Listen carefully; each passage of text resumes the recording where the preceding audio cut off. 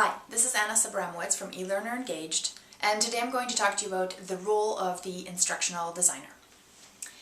Okay, so I didn't want to focus specifically on the job tasks. I wanted to focus on 4 areas where the instructional designer has a lot of impact and influence on the team. So let me get right into it. Okay, so tools.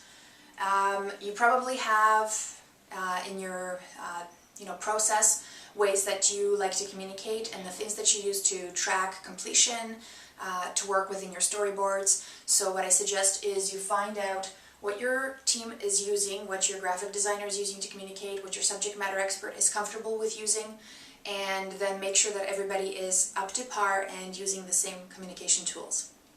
Reason 1 is you want to keep everything in a consistent place so that no feedback is lost and everybody knows that if they put something somewhere, then somebody's going to look at it and it's consistent. 2, when you work with outside subject matter experts, there's the different technologies that are being used and different comfort levels. So what I suggest is that, if your storyboard, let's say, you prefer to get feedback via Word documents and in the review section, make sure that your subject matter is aware of that and that you actually take the time to educate them on how you'd like to receive it so that there's no paper being sent back and somebody having to enter those feedback comments in, and it's a really effective way to track. So whichever method you use, just make sure it's consistent and everybody across the board knows where to find it. This is for use, sometimes you get this, I found this quite common. You send in your storyboard to the graphic designer, you get it back, and the subject matter expert looks at it for the first time and they're like, whoa, I didn't know it was going to look like this, or I didn't know this was going to do this. There's a disconnect between that piece of paper or that document and what e-learning is going to look like in that virtual flash or whatever space, right? So what I suggest, the role of the ID is taking examples of e-learning that you've done before that are really close, or other pieces that would really paint a picture for the e-learning, for the subject matter expert and even the graphic designer, so that they're both aware of what's in your head, what are the pictures, and also on your storyboard, what does each piece translate into? What does that look like? When I say active text, what does that mean? When I say narrative text, what does that mean? So those things have to be translated so that when they're contributing to the storyboard, they can see it and it's not such a surprise at the end, and they can anticipate what kind of things are going to happen. Team.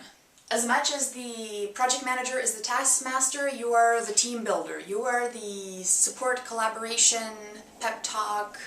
Yes, we're doing this. That's your job. You're working with a lot of different professionals, and you have a vision. You need to share that vision, and you need to support people, and you need to make them comfortable working with you, because if you don't, you're not going to get anywhere, or it's going to be really, really painful, and you might not end up with that result that you wanted. And communication. So this kind of feeds off of the team part.